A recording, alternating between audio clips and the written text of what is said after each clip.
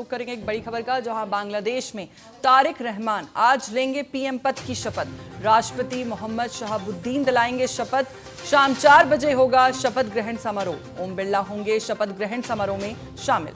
बांग्लादेश में आज बीएनपी के अध्यक्ष तारिक रहमान प्रधानमंत्री पद की शपथ लेंगे। राष्ट्रपति मोहम्मद शहाबुद्दीन उन्हें शाम 4 बजे शपथ दिलाएंगे। भारत की ओर से ओम बिरला शपथ ग्रहण समारोह में शामिल होंगे। ये शपथ समारोह पारंपरिक स्थान बंग भवन के बजाय जाटिया संसद के साउथ प्लाजा में आयोजित किया जाएगा। इससे पहले मुख्य चुनाव आयुक्त एएमएम नसरुद्दीन सभी 1997 नवनिर्वाचित सांसदों को शपथ दिलाएंगे।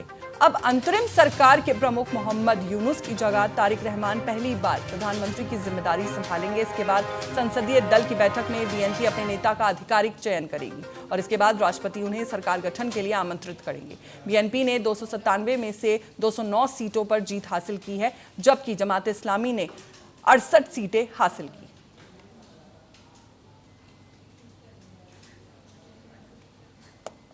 हमारे साथ इसी खबर पर ज्यादा जानकारी के साथ जुड़ चुके हैं विशेष संवाददाता राजीव कुमार।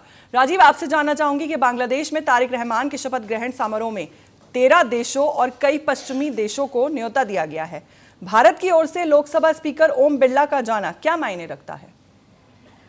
देखिए, कहीं ना कहीं जब से रहमान जब से चुनाव जीते हैं और जब से वहाँ पे नई सरकार की गठन की तैयारियां शुरू हुई थी, उसके बाद से कहीं ना कहीं रहमान की कोशिश ये है कि वो भारत के साथ संबंध सुधारे जाए, जिससे कि भारत और बांग्लादेश के भी जो संबंध खराब हुए हैं उसको कुछ सुधारा जाए।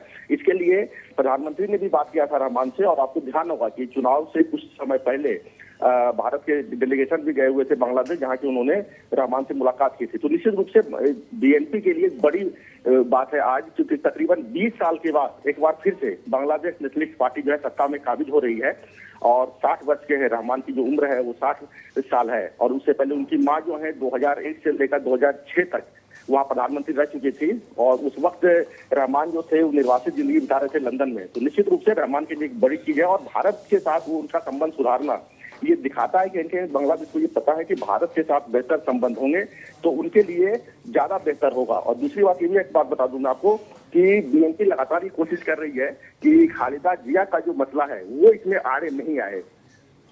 जी राजीव, आपसे ये भी समझना चाहूंगी कि जैसे कि कल यूनुस सरकार ने नेपाल और भूटान के साथ साथ 7 सिस्टर्स का जिक्र किया, तो क्या कोई खास कूटनीतिक रणनीति दिखाई दे रही है?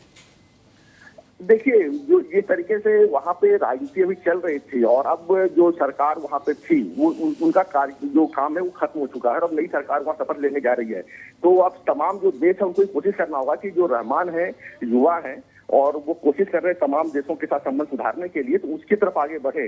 और उन्होंने जो कल बयान दिया है, वहाँ के जो नेता थे उन्होंने जिस तरह के बयान दिया है उसको लेकर के अब ज्यादा उस पर तवज्जो देना ठीक नहीं है। 7 सीटर का उन्होंने जिक्र किया, भारत का नाम नहीं लिया उन्होंने, लेकिन कहीं न कहीं उनके बयान से ज्यादा ध्यान नहीं देने का है। अब जो नई सरकार बन रही है जिसका कब से कुछ देर बाद तकरीबन 4 बजे शपथ ग्रहण समारोह होना है, तो उसके बाद उनके साथ संबंध सुधारा जाए, बांग्लादेश के साथ संबंध सुधारा जाए, क्योंकि भारत के भी हित में है ये संबंध सुधारना।